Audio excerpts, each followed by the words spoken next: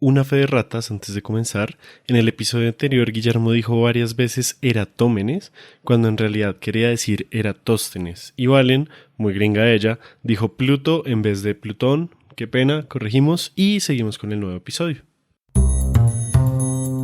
El robo se define como un delito que consiste en el apoderamiento de bienes ajenos de otras personas de manera fraudulenta. Ahora bien, el robo, el pillaje, el hurto, el atraco, el timo, la usurpación, la ratería, chorear, churipapear, audiñar, golpear, lo podemos analizar desde distintas categorías. Para anunciar algunas están los económicos, o sea, cuando se roban la plata, que son los más frecuentes. Pero para robar plata hay muchas formas, así que describirlos uno a uno nos tomaría mucho tiempo. También los hay patrimoniales, como hicieron los museos en el siglo XIX sacando ciudades y robándose piezas de otras culturas. Por supuesto no pueden faltar los robos mitológicos, como cuando Hércules se robó el cinturón de Hipólita, o cuando se robó el ganado de Gerión, o cuando se robó las manzanas del jardín de las Hespérides. Ese Hércules, qué hijo de bueno. También los hay intelectuales, como el de Alexander Graham Bell al italiano Antonio Meucci, con la invención del teléfono. Los hay simbólicos, como el robo de la espada de Bolívar, que por cierto ya hemos hablado de esto en Random Access History. Para mí, el robo existe con la humanidad misma. Independientemente de cuál haya sido el primer robo de la historia, robar es tan humano como la expresión artística. Tanto así que el no robarás, uno de los mandamientos escritos en las tablas de piedra, fue una preocupación de Dios.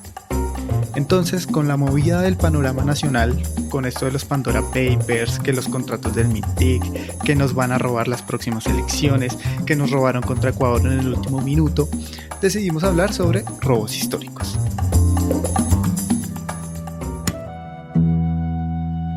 Esto es Volver al Presente, el podcast en el que sus historiadoras e historiadores de confianza vamos al pasado para darle sentido a nuestro presente. Hoy estamos con Laura y Manuel. ¿Qué más? ¿Cómo me les va? Hola, saludos a Elvis, a Manuel y a todas las personas que nos escuchan. Hola, muy bien. ¿Y ustedes qué tal? Yo soy Elvis Rojas. Nos pueden encontrar en Spotify, Google Podcast, YouTube y donde sea que escuchen sus podcasts. En este episodio vamos a preguntarnos sobre los robos históricos. Así que sin más, vámonos al pasado. Con tantos robos en el mundo es difícil abordar esta temática. Es por eso que hemos decidido tomarlo con calma y analizar la mayor cantidad posible de robos, porque han habido muchos a lo largo de la historia de la humanidad. Y como los trapos sucios se lavan en casa, quiero que Laura nos hables un poquito del robo más grande de la historia de Colombia. Claro que sí, yo vengo hoy preparada para hablarles un poco sobre el asalto al Banco de la República, también conocido como el robo del siglo en Colombia. Bueno, como ya ustedes saben o como pudieron también ver en la serie de Netflix que es muy famosa, este fue un robo perpetrado entre el 16 y el 17 de octubre de 1994 en la sede del Banco de la República ubicada en la ciudad de Valledupar. En este robo, los asaltantes se llevaron la suma de 24.072 millones de pesos, lo que equivalía aproximadamente para la época a unos 33 millones de dólares. Cuando la plata valía. El robo comenzó sobre las 6:15 de la mañana. El grupo de 14 hombres ingresó al Banco de la República para el que ha sido hasta el momento el robo de dinero en efectivo más grande de la historia del país. Me parece también bacano, digamos, resaltar que las labores de inteligencia del robo se dieron 9 meses antes del asalto y fueron, digamos, de una importancia fundamental para poder llevar a cabo el atraco. Los ladrones se radicaron en un barrio conocido como Bosconia, al noroccidente de la ciudad, y allí trabajaron en diversos temas, como fue, digamos, la evaluación del calibre de los materiales que debían utilizar para perforar las bodegas donde se encontraba el dinero, la configuración de las cámaras de seguridad, la participación de los guardas y sobre todo de los agentes de policía que fueron sobornados para hacer parte o para cumplir un papel fundamental del atraco. Finalmente, entonces, luego de casi 21 horas al interior del banco, abriendo las bóvedas y sacando el dinero, los ladrones lograron salir del banco a las 2:50 de la madrugada del día después, es decir, el 17 de octubre, y lograron sustraer, como les contaba, la suma de aproximadamente 24.000 millones de pesos. Tuvieron que dejar dentro de las bóvedas 5.000 millones de pesos porque ya el camión estaba tan lleno de plata que no podían robarse más. Iba ese camión teteado lleno de plata, jue madre, que daba miedo. No, ya también Así era es. abusar, pues, tanta plata, no. Sí, no, ya era excesivo ya. Ya estaba avaricia. Sí, sí, sí. Así es. Los billetes que se llevaron en el robo fueron todos de denominaciones de 2.000, 5.000 y 10.000 pesos. En entrevistas posteriores se conoce que muchos de los atracantes que hicieron parte del asalto se alegraban y se ufanaban luego en la cárcel de haber sido capaces de robar todo ese dinero sin hacer ni siquiera un solo disparo. En cuanto a los implicados, más de 100 personas fueron capturadas e investigadas pues, por los hechos relacionados al asalto y finalmente fueron 26 las personas que fueron judicializadas por el atraco, incluyendo varios miembros de la Policía Nacional de alto rango, y 40 personas más fueron sentenciadas por delitos de recaptación, es decir, las personas que se encargaron de redistribuir el dinero en todo el país. Sin embargo, las condenas no superaron más de 20 años de cárcel y muchos de ellos luego lograron salir y todavía gastar dinero que tenían guardado.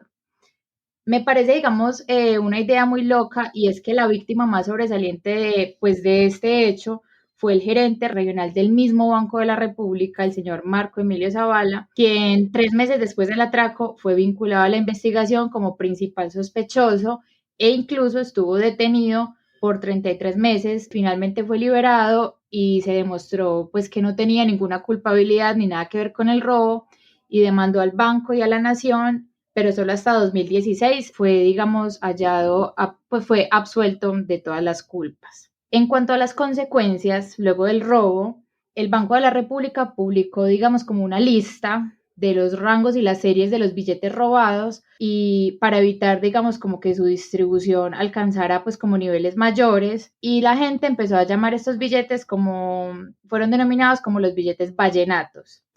Entonces rápidamente se prohibió la comercialización de estos billetes. La gente obviamente pues de todos los negocios no quería aceptar recibir billetes ni de 5.000, ni de 10.000, ni de 2.000, o sea que eso afectó pues como obviamente las finanzas de digamos las tiendas, de los barrios, etcétera. Y finalmente lo que se tuvo que hacer es que el Banco de la República decidió realizar el canje de los billetes que aún se encontraban en circulación y alrededor de 18.000 millones fueron canjeados con la gente que llevaba los billetes que recibía al Banco de la República, pues para que se les devolviera el dinero. Pero como finalmente no se pudo recuperar la totalidad del dinero, pues el Banco de la República decidió cambiar los billetes a los billetes que hasta hace poco circulaban, más o menos hasta hace 2 o 3 años que se hizo un nuevo cambio del diseño de los billetes. En 2016 fue entrevistado el señor Elkin Sousa, que era como uno de los líderes del robo, y allí aseguró que la mayoría de los asaltantes ya habían muerto, varios de ellos asesinados o por otras causas accidentales, y que en este momento solo quedan 3 o 4 de ellos con vida. Y bueno, esta es más o menos la información que me pareció muy interesante compartirles sobre el robo del siglo en Colombia. Re loco que toda esa cantidad de plata que se robaron en billetes chicos puso en jaque la circulación libre del dinero. O sea que podríamos decir que los problemas de plata fueron por el robo, la falta de, se podría, como una relación por ahí, ¿la ves? Claro, porque causó una crisis en todo el comercio del país, porque la gente tenía miedo de recibir esos billetes o de que le metieran esos billetes en sus negocios y primero perder plata, pero segundo también la gente tenía miedo de ser involucrada y decir como que, no, es que esa gente recibió plata del robo y como que entonces eso ya podía traerles incluso consecuencias legales. Como cómplices. Claro, y no solamente en la zona de la costa, sino que la plata muy rápido se movió porque, digamos, las personas que entraron a hacer el robo, que recibieron pues su parte del botín, vendieron los billetes como a cantidades menores, con el fin pues obviamente de recibir las ganancias de lo que habían hecho. Entonces eso se volvió un desorden porque los billetes empezaron a circular por todo el país y ya la gente estaba pues como prevenida de intercambiar y negociar con ellos. Qué locura, parce. Bueno, y pasando de este robo del siglo, Manuel, cuéntanos de qué nos quieres hablar. Bueno, es algo que quizás no se puede considerar del todo un robo. En parte sí, pero como de una forma más teórica. Otra es más bien una idea de los problemas de cómo el Estado ha malversado sus fondos o un poco la misma ambición lleva a que el Estado y las empresas colombianas hagan un uso indiscriminado de los dineros públicos. Es el caso de Hidroituango. Entonces, por un lado, sí es un robo en términos de que, pues, si volvemos como a esta definición de robo, como quitar las cosas de forma violenta, podríamos pensar que a la gente que vivió en el cañón del Cauca y que le montaron una represa encima.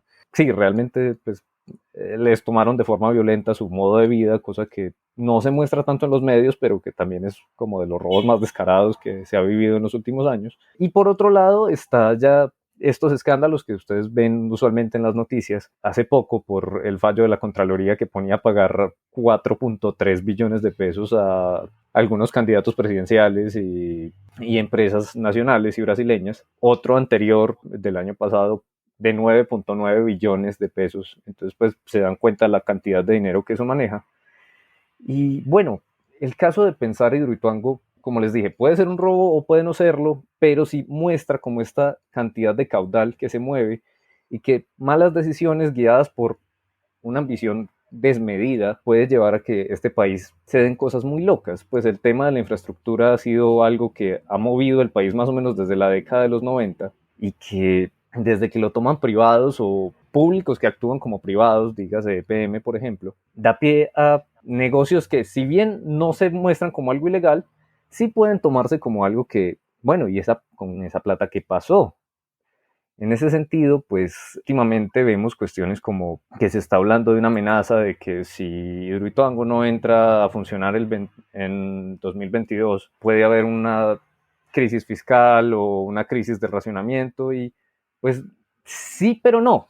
Es decir, es una forma de legitimar una serie de comportamientos y unos proyectos que no vienen funcionando por problemas en la planeación del mismo, es decir, por ejemplo, se dice que si Tuango no entra en el 2022, entonces llevaríamos a caer en pues el proyecto tendría que pagar mucho más en términos de sobrecostos, porque se incumpliría una oferta de energía firme que se asume a partir del 2022 como una forma de garantizar que el país tenga suministro energético.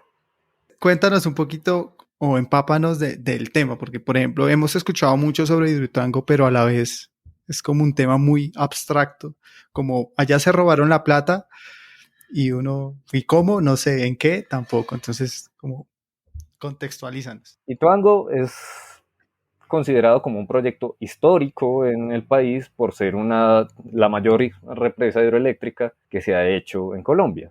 En un principio se hablaba de 3.000 megawatts de potencia, pues una cosa bastante grande en comparación a lo que ya tenemos. Después les tocó rebajarla para que pasara a las licencias ambientales. Igual sigue siendo una cosa gigantesca y de un volumen que generó una serie de daños enormes. Entre otras, hizo un estanque gigantesco de casi 75 kilómetros de largo, es decir, una mole inmensa. Y pues el objetivo es que eso entrara a funcionar en 2018. No ocurrió porque ya iba tarde la construcción y decidieron bloquear unos túneles de seguridad para que se llenara más rápido la represa. Lo que pasa es que el túnel que dejaron abierto en caso de problemas se bloqueó, los dos túneles que había cerrados estallaron y bueno, el caso es que eso se llevó parte de un corregimiento que estaba junto a la represa y pues se tenía el miedo de que sencillamente eso se llevara de ahí para adelante pueblos hasta el bajo Cauca antioqueño, es decir, una cantidad de pueblos, casa, gente, ganado, bosque, de todo, con una ola gigante tipo película de Christopher Nolan.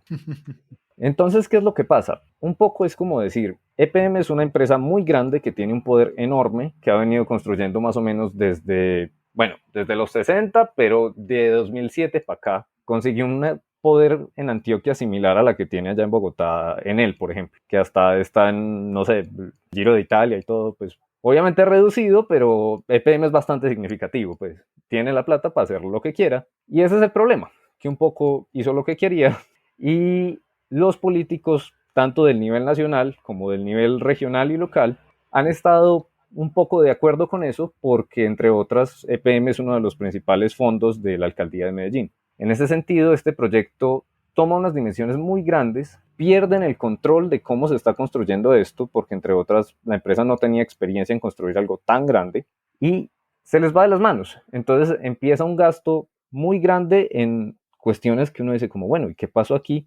Mientras que en otros temas, por ejemplo, sociales, no se invirtió casi nada. Y bueno, un poco es como esta la cuestión de que ahora se está viendo qué pasó, por qué no se hicieron estudios significativos sobre temas ambientales, posibles daños, por qué se procedió con un proyecto de esta forma. Y la Contraloría está diciendo, tenemos que encontrar culpables, en este caso a los constructores, pero le echamos la culpa a los constructores, no tenemos como quien construya esto y nos metemos en una deuda más grande. Es un poco que el gobierno del país está legitimando algo que saben que se hizo mal, porque no tienen más que hacer, y supuestamente esto es necesario para que el país siga con su oferta energética. Pero no, realmente es que hay unos grupos económicos interesados muy grandes detrás, a los que es mejor no ponerle trabas porque cortan la energía en el país. Y bueno, eso es como un poco lo que les quería contar. Tensa situación y un caso muy colombiano, ¿no? De que los grandes sectores económicos o los grandes conglomerados económicos pues ponen de rodillas a las entidades estatales. Pero volvamos al presente un poquito para hablar de algo que está en furor o estuvo en furor hace unos días, debería seguir estando en furor investigándose, que son los Pandora Papers, porque tienen una referencia claramente histórica y es Pandora como la caja de todos los males. ¿Cómo ven ustedes relacionados estos Pandora Papers como con los robos que nos contaron ahorita? Claro, yo creo que, digamos, tiene mucho que ver con esto que nos hablaba Manuel al final, y es como de alguna manera el gobierno pues se da cuenta de cuando las cosas no están bien o cuando las cosas no se hacen de la forma que deberían ser, pero pues por asuntos de intereses o de intercambios de favores, pues permiten que esto pase y está directamente relacionado con lo de Pandora Papers, que es, digamos, un destape que ocurre con un montón de información que estaba clasificada, escondida, sobre cuentas o sobre informaciones de personalidades, de políticos y de gente con una gran cantidad de dinero que obviamente ha obtenido ese dinero pues robándoselo de proyectos que deberían favorecer al país, como es el caso de Hidroituango. Entonces yo creo que, digamos, finalmente tiene mucho que ver con lo que hemos hablado hoy, porque es, digamos, cómo muestra que algunas de las personas que son nombradas en ese reporte deberían enfrentar acusaciones por corrupción, lavado de dineros y evasiones fiscales, pero pues finalmente eso no está ocurriendo en este momento. Sí, ¿no? Porque es que, por ejemplo, la postura del presidente es que no es ilegal, sino que el dilema, como lo que pasó con estos youtubers que se fueron a Andorra para pagar menos impuestos, es que están evadiendo ese registro de cuánta plata tienen y cuánto deberían contribuir en el país, ¿no?